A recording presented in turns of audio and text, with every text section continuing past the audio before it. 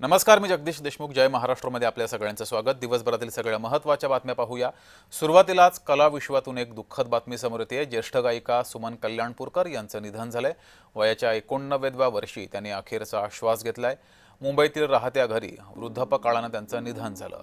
भावगीतांची सम्राज्ञी हरपली, त्यामुळं संगीत क्षेत्रावर शोककळा पसरली आहे. याबाबत वृत्तनिवेदिका मंगला खाडीलकर आणि चित्रपट समीक्षक दिलीप ठाकूर यांनी जय महाराष्ट्रकडे भावना व्यक्त केल्यात. ऐकूयात.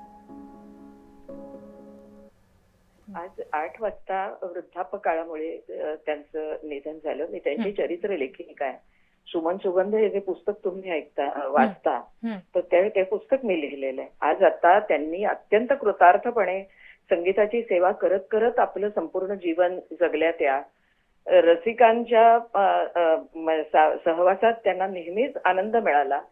आता अगदी शेवटी सुद्धा त्यांनी गायलेली अनेक वेगवेगळी गाणी आम्ही त्यांना ऐकवत होतो. त्यांची कन्या सौभाग्यवती चारुल, त्यांचे जावई जे स्वतः नामांकित हृदरोग तज्ञ आहेत डॉक्टर मनोज अग्नी, आणि त्यांचा नातू अवनीश, असं कुटुंबांमध्येच त्यांना आपले अखेरचे संपूर्ण दिवस काढायचे होते. आणि तसं त्यांना कुठल्याही प्रकारे काहीही व्याधी नव्हती.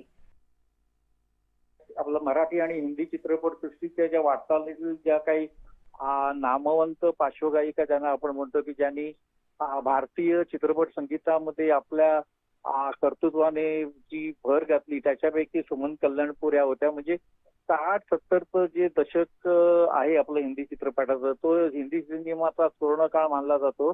आणि त्या काळामध्ये मराठीमध्ये सुद्धा त्याच ताकदीची गाणी निर्माण होत होती. आणि अशा वेळेला लता मंगेशकर यांच्या आवाजाशी काहीच साधर्म्य असूनही आणि आशा भोसले, लता मंगेशकर यांची एक तीव्र स्पर्धा जाणवत असतानाही सुमन कल्याणपूर यांनी आपल्या पद्धतीने, आपल्या गायकीने स्वतःचं एक स्थान निर्माण केलं.